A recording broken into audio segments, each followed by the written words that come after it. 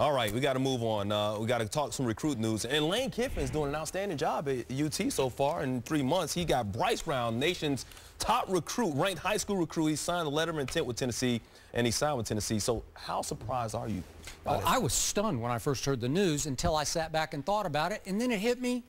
These guys are made for each other because these are two way out there guys, two egomaniacs who probably, this is a probable, probably will never quite live up to the hype of either one. And they both create. Okay, but he's really hyped. He's been hyped for 3 years as a high school kid, and I've wondered about his competition in Wichita, Kansas. That's a whole nother issue. But if you watch him on tape, he's got all the measurables.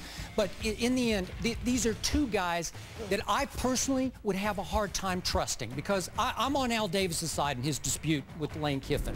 Wow. And the kid, reportedly, his advisor is being maybe not investigated, but checked out by the NCAA because on his website he was charging for updates on Bryce Brown's recruiting possibilities. And again, the kid has expressed interest in, it seems like 20 different schools. And he's been here and he's been there and he committed verbally to his brother's school in Miami. And all of a sudden, out of the blue, far after the date, he suddenly shows up at Tennessee for a practice, and he's going to Tennessee. So in the end, I'm not buying either one of them. I'm always leery of the recruiting hubbub, especially in this situation where, as you mentioned, his advisor is being sort of checked out by the NCAA. Yeah. And for Lane Kiffin, a few coaches backed off because of that. You know, they don't like the third-party negotiation deal that went down, and Miami retracted the scholarship because he wouldn't fully commit.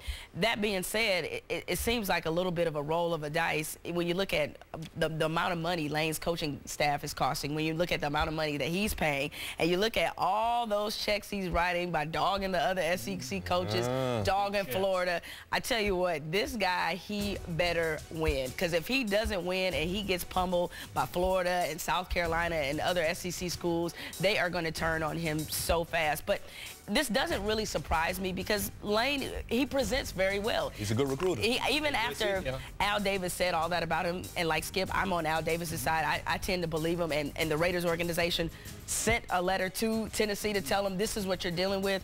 I think that to a lot of kids he's very appealing because he's young. He just recently left the NFL, and I think he can sell you a little bit. You know, that guy that can sell ketchup. Wait until Bryce Brown gets 3 carries in Tennessee's first game and see how happy he is at Tennessee. It is going to be very interesting in the SEC. Lane Kiffin has made it that way.